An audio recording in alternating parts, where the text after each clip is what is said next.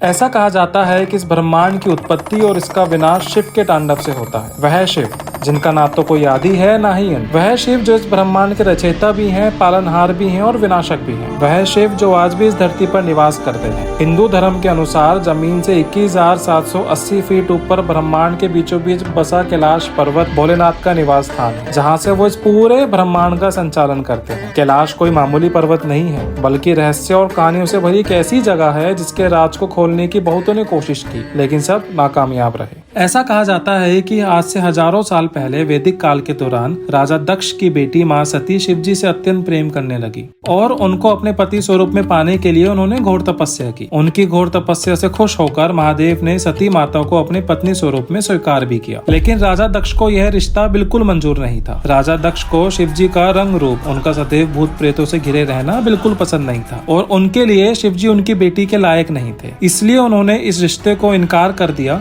लेकिन उनकी मंजूरी के बगैर ही माँ सती ने शिवजी से शादी कर ली और दोनों खुशी खुशी कैलाश पर्वत पर रहने लगे। लेकिन एक दिन सती माँ को यह पता लगता है कि उनके पिता राजा दक्ष एक यज्ञ कर रहे हैं, जहाँ पर उन्होंने सभी देवी देवताओं को बुलाया है, सिर्फ महादेव को छोड़कर। इस बात पे सती माँ अत्यंत क्रोधित हो जाती हैं और शिवजी के मना करने के बावजूद वहाँ उस यज्ञ में चली जाती है और वहाँ जाकर अपने पिता से यह प्रश्न करती हैं कि उन्होंने उनके पति को क्यों नहीं बुलाया। इस बात पर राजा दक्ष शिवजी का घोर अपमान करते हैं, जिसे सती माँ सह नहीं पाती और उसी यज्ञ में कूदकर अपनी जान दे देती है। जब इस बात का पता महादेव को चला तो वो घोर पीड़ा में चले गए और उन्होंने अपना तांडव शुरू कर दिया। गुस्से और दर्द से भरे शिवजी ने तांडव करते हुए सब कुछ डिस्ट्रॉय करना शुरू कर दिया। इस विनाश को रोकने के लिए विष्णु जी सहित बाकी देवी देवताओं ने आकर शिवजी को समझाया कि माँ सती फिर से पार्वती रूप में हिमालय की बेटी बनकर जन्म लेगी। यह सुनकर शिवजी वापस इसी कैलाश पर्वत पर आ गए और ध्यानमग्न हो गए, तब तक जब तक माँ पार्वती का जन्म हुआ और उन्होंने फिर से शादी की।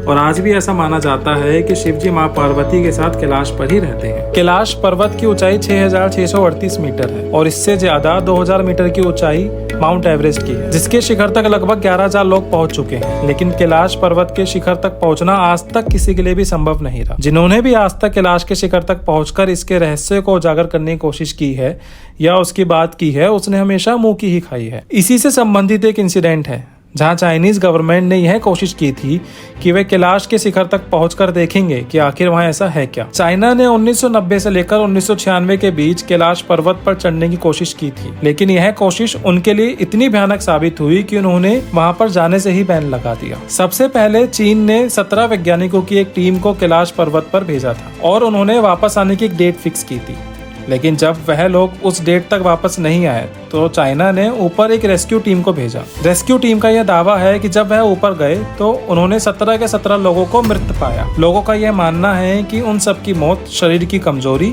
और खराब मौसम की वजह से हुई थी, लेकिन असली वजह अभी तक अननोन है, क्योंकि उनमें से एक भी नहीं बच पाया था और उनके पास जो कैमरा था वह भी पूरी तरह काम करना बंद कर चुका था। चीन ने लेकिन अभी भी हार नहीं मानी, क्योंकि उसे यह जानना था कि जिस पर्वत को इतना पावन माना जाता है उसके ऊपर आखिर है क्या वाकई वहाँ शिवजी का निवास है। और अपनी इसी खोज को मुकम्मल करने के लिए उन्होंने फिर सोचा कि अब हेलीकॉप्टर से जाएंगे। वैसे तो किसी भी एरोप्लेन या हेलीकॉप्टर को कैलाश के ऊपर उड़ाना सख्त मना है, क्योंकि यहाँ का मौसम इतना खराब है कि कोई भी प्लेन यहाँ टिक नहीं पाता। लेकिन चीन ने फिर भी एक हेलीकॉप्टर को वहाँ पर भेजा।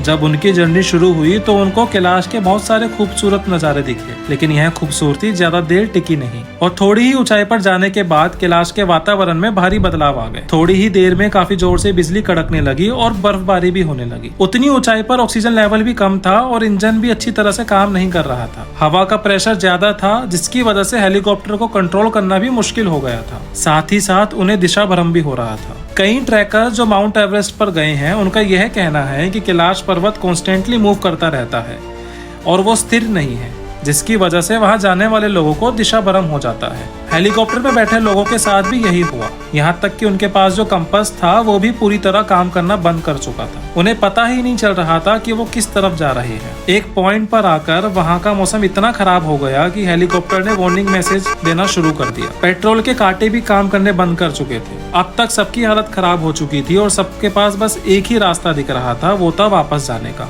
और उन सब ने यही किया। वो वापस आ गए। इस हादसे के बाद चीन इतना डर गया कि उसने वहां फिर कभी न जाने की सोची और कैलाश के शिखर तक जाना सबके लिए बैन कर दिया। तो क्या आज तक कैलाश के ऊपर कोई नहीं चढ़ा है? ऐसा नहीं है। मानव इतिहास में एक व्यक्ति रहे हैं जिनका नाम मिलारेप्पा था। जो कि एक बुद्धिस्ट मॉन्क थे, और वह 1128 में कैलाश के ऊपर चढ़े थे, लेकिन नीचे आने के बाद उन्होंने किसी से भी बात नहीं की, जिसकी वजह से यह बात कभी बाहर नहीं आई कि उन्होंने ऊपर आखिर देखा क्या। लोगों का कहना है कि कैलाश की यात्रा के बाद मिलारेप्पा पहले से काफी तेजस्वी हो गए थे।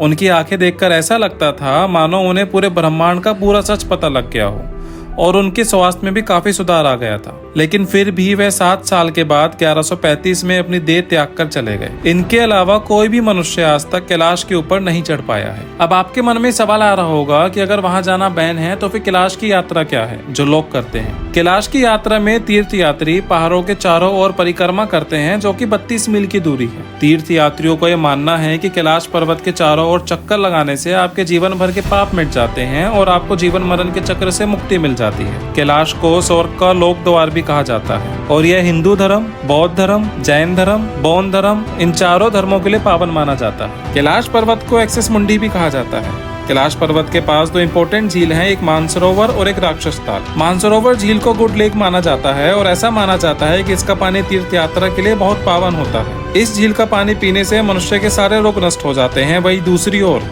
राक्षस ताल झील है, जिसका पानी बहुत ही अपवित्र माना जाता है। ऐसा माना जाता है कि लंका के राजा रावण ने शिवजी से पावर्स पाने के लिए कैलाश की जमीन पर अपने 10 में से 9 सर काट के शंभू को भेंट कर दिए थे, और कैलाश की जमीन को अपने राक्षसी खून से भर दिया था। उसके बाद जब वह अपना 10वां सर काटने जा रहा था, तब शिवजी प्रकट हुए। रावण की भक्ति से खुश होकर शिवजी ने उसे पावर्स तो दे दी, लेकिन जिस जगह पर रावण का खून बहा था उस जगह पर आज ही राक्षस ताल झील है। ऐसा कहा जाता है कि अगर मनुष्य इसका पानी पी ले तो उसको सीरियस हेल्थ प्रॉब्लम हो सकती है, और इसकी जिंदगी में कई तरह की समस्या उत्पन्न हो सकती है। रिसर्च का कहना तो ये है कि हेल्थ इश्यूज झील के खारे पानी की वजह से हो सकते हैं, लेकिन लोगों का मानना है कि यह झील उन प्रेत आत्माओं से भरी हुई है जिनके कर्म अच्छे नहीं थे। इस झील में बहुत सारी असाधारण गतिविधियां भी देखी गई हैं, इसलिए अगर आप कभी वहां जाते हैं तो इस झील का पानी कभी ना पिए। कैलाश पर्वत पर इंसान की उम्र बहुत तेजी से बढ़ने लगती है। आमतौर पर हमारे नाखून और बाल बढ़ने में लगभग 2 हफ्तों का समय लगता है, लेकिन कैलाश पर्वत पर यह मैच 12 घंटे में ही हो जाता है। इसके साथ साथ इस पर चढ़ने वाले लोगों के बाल भी व्हाइट होने लगते हैं, और उनके चेहरों पर झुर्रियां भी आ जाती हैं। यह टाइम ट्रेवल नहीं तो और क्या है। माना जाता है कि यह शिव का कवच है, ताकि कोई भी कैलाश पर्वत के ऊपर तक ना पहुंच पाए। आमतौर पर कैलाश पर्वत पर चढ़ने के लिए काफी समय लग जाता है, और अगर चढ़ते चढ़ते इसी तरह इंसान बूढ़ा होता गया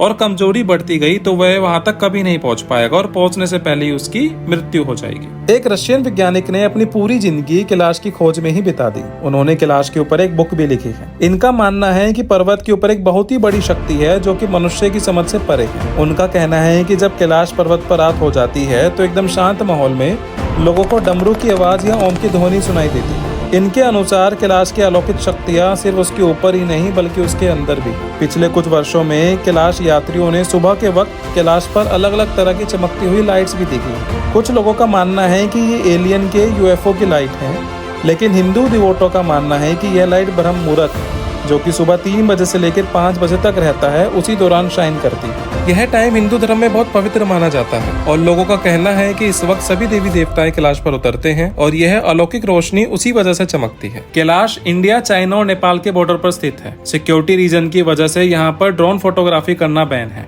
और इसके टॉप पर चढ़ना तो पूरी तरह बैन है, लेकिन इसकी यात्रा अभी भी पॉसिबल है, और जिनके कर्म अच्छे हैं उनकी यात्रा बिना किसी रुकावट के सफल भी हो जाती है। अगर आपको ये वीडियो पसंद आई तो हमारे चैनल को सब्सक्राइब करें, इस वीडियो को लाइक करें और अपने दोस्तों के साथ ये वीडियो शेयर करें। जय महाकाल।